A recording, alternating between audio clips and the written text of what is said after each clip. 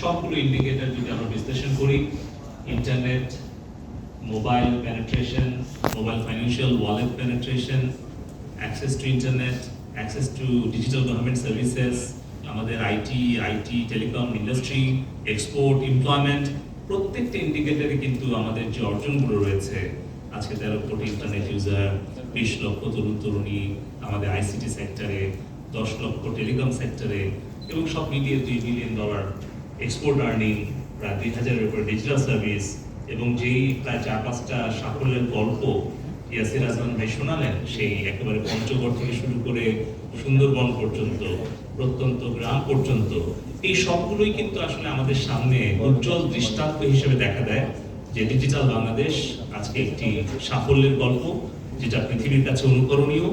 এবং এই সাফল্যের পেছনে আমাদের এই ইন্ডাস্ট্রি, বিশেষ করে আমাদের টেলিকম সেক্টর এবং টেলিকম ইন্ডাস্ট্রির একটা অসামান্য অবদান রয়েছে।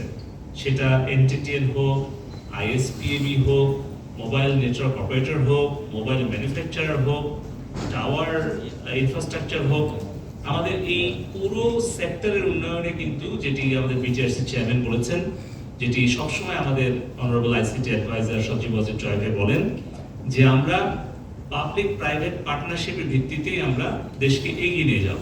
এবং সেই ক্ষেত্রে মাননীয় প্রধানমন্ত্রী জননেত্রী শেখ হাসিনা সবসময় বলেন যে সরকার ব্যবসা নিজে করবে না, ব্যবসা বান্ধব পরিবেশটা তৈরি করবে। এবং সেই পরিবেশটা কিভাবে তৈরি হবে? প্রয়োজনীয় আইন প্রণয়ন, প্রয়োজনীয় নির্দেশিকা, প্রয়োজনীয় নীতিমালা প্রণয়নের মধ্য দিয়েই আমরা কিন্তু সরকার থেকে সেই পরিবেশটা তৈরি করব। ঠিক আজকে যেরকম বিটিআরসি চেয়ারম্যান মহোদয় বললেন, বিটিআরসির যে লিমিটেড হিউম্যান রিসোর্স, আমাদের টেলিকম ডিভিশনের যে লিমিটেড হিউম্যান রিসোর্স, সেইটা দিয়ে কিন্তু এই 13 কোটি ইন্টারনেট ব্যবহারকারী, কিংবা 19 কোটি মোবাইল সিম কার্ড ব্যবহারকারী, অথবা 12 কোটি যে মোবাইল ফাইন্যান্সিয়াল ওয়ালেট ব্যবহারকারী, এই যে প্রায় 50,000 টাওয়ার, এগুলো কিন্তু দেখাশোনা করা কিংবা সেবা নিশ্চিত করা সম্ভব নয়। কিভাবে সম্ভব? রেগুলেটরি ফ্রেমওয়ার্ক, পলিসি প্রণয়নের মধ্য দিয়ে। সেটাই কিন্তু মাননীয় প্রধানমন্ত্রী যখন 96 সালে প্রধানমন্ত্রী নির্বাচিত হন, তখন কিন্তু উনি মোবাইলের মনোপলি ভেঙে দিয়ে লাইসেন্সটা ওপেন করে দেন, 3টা মোবাইল নেটওয়ার্ক অপারেটরকে ওপেন করে দেন।